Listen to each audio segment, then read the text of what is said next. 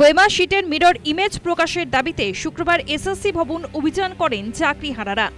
এরপর বিকাশ ভবনে চাকরিহারাদের ১৩ জন সদস্যের একটি প্রতিনিধি দলের সঙ্গে প্রায় ৩ ঘণ্টা বৈঠক করেন শিক্ষামন্ত্রী ব্রাত্য বসু।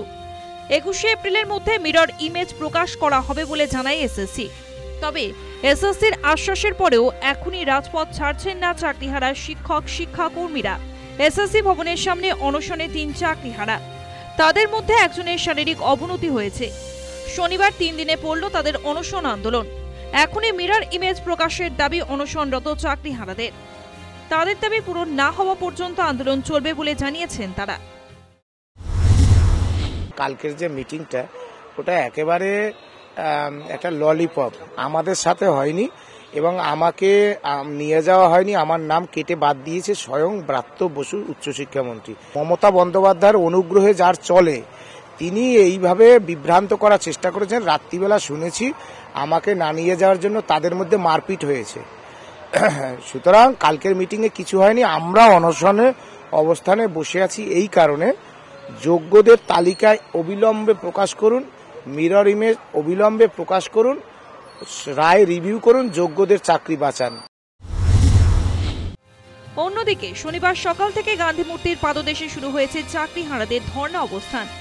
আচার্য সদন থেকে এদিন সকালে চাকরিহারা শিক্ষক শিক্ষাকর্মীর একাংশ গান্ধী মূর্তির পাদদেশে এসে শান্তিপূর্ণ অবস্থান করে। তাদের দাবি যতক্ষণ পর্যন্ত না ওয়েমা শিটের মিরর ইমেজ প্রকাশ করা হচ্ছে তারা রাজপথেই থাকবেন। মিরর ইমেজ নিয়ে কোনো আশ্বাস নেই, কারণ মিরর ইমেজ এসএসসির কাছে নেই, সেটা ক্লিয়ারলি বলে দিয়েছে।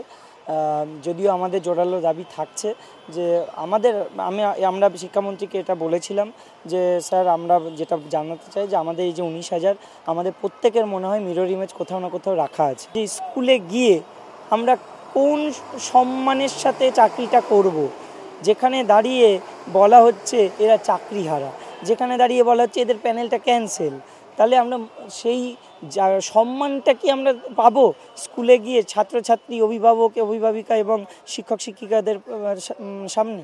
আশাবাদী তো থাকতে হবে, আশাবাদী না থাকলে লড়াইও চলবে না, আমাদের সব কিছু বন্ধ করে দিতে হবে। আমরা আশাবাদী থাকবো যে রাজ্য সরকার যে করে হোক এই ন্যায়ের প্রসেসের মধ্যে থেকে সুপ্রিম কোর্টের লড়াইয়ের মাধ্যমে নিশ্চয়ই আমাদেরকে স্বপদে পুনর্বহাল করবে সসম্মানে। ময়দান থানার তরফে জানানো হয়েছে অবস্থানরত শিক্ষক শিক্ষাকর্মীরা যেন শহীদ মিনারে মাতঙ্গিনী হাজরা মূর্তির পাদদেশে চলে যান।